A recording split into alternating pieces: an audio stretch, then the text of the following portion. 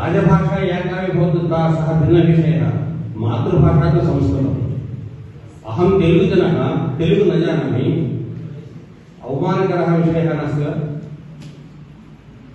అహం తెలుగు జన తెలుగు న జానామి, అహం కన్నడ జన కన్నడం న జానామి.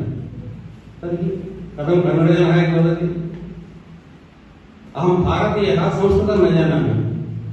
अत्यन्त अपमानकरः विषयः. भारतीयः भूत्वा संस्कृतं न जानामि इति वदति. अतः संस्कृतं पठामः. विशिष्य अहम् उक्तवान् अहं तेलुगुजनः, अतः तेलुगु उदाहरणं वदामि. संस्कृतभाषां विना तेलुगु मध्ये బహూని వాక్యాన్ని వయం వక్తుం న శక్నుమః. ఇంటికి వెళ్తామండి, అమ్మని అమ్మ అన్నం పెట్టంటాడు.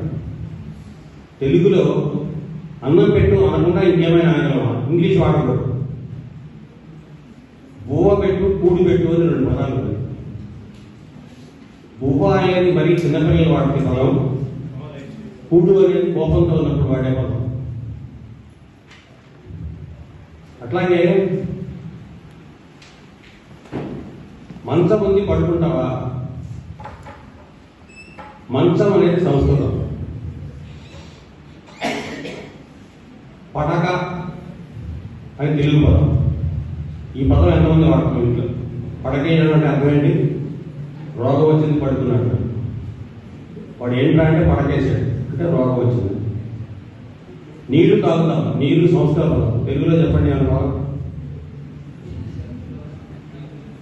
నీరు సంస్కృత పదం.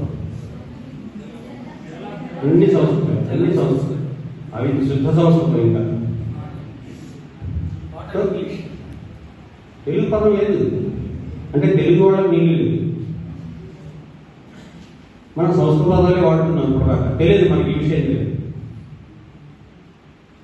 మనకు తెలియకుండానే సంస్కృత పదాలు వాడుతున్నాం కాబట్టి మనకు తెలుగు తేలిక, సంస్కృతం తేలిక.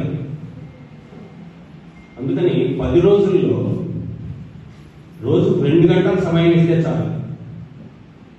10వ రోజున మనం సంస్కృతంలో మాట్లాడగలుగుతాం. పండితులు అయిపోవు. ఇప్పుడు ఎవరన్నా తెలుగులో పండితులు ఉన్నారా? ఏం లేదు.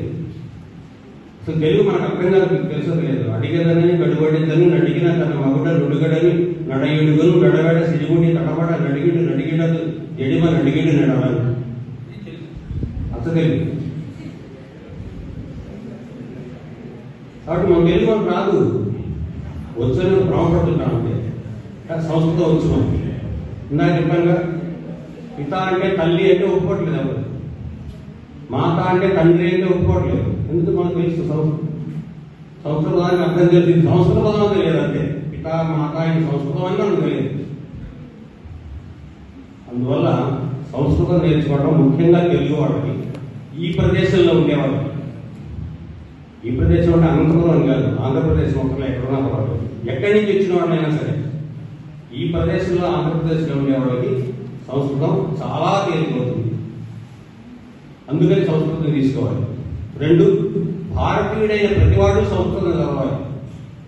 నేను భారతీయుడే కానీ నాకు సంస్కృతం రాదు అంటే ఇందాక నేను చెప్పినట్టు నేను తెలుగు వాడే కానీ నాకు తెలుగు రాదు అన్నట్టు. కాబట్టి మనం సంస్కృతం తీసుకుంటున్నాం, సంస్కృతం చదువుతున్నాం. ఎక్కువ సమయం అక్కర్లేదు. ఆయన చెప్పే వేగానికి ఒక 3-4 నెలలు అయ్యేప్పటికే మనం మాట్లాడేయడం ప్రారంభిస్తాం కనిపించిన వాళ్ళందరితో. వాళ్ళకి అర్థం కాదు వేరే సరే. వాళ్ళు మనం మాట్లాడుతుంటే ఆకర్షితులే. వాళ్ళు మేము కూడా మాట్లాడతాం. ఏంటి వీళ్ళైనా మాట్లాడేది అనుకోవాల్సిందే. అట్లా మాట్లాడతాం. కాబట్టి లేదా కొంత సంఖ్య చేరిందన్నారు, ఇంకా చేరచ్చు. చాలామంది చేరి ఈ కార్యక్రమాన్ని విజయవంతం చేయాల్సిందిగా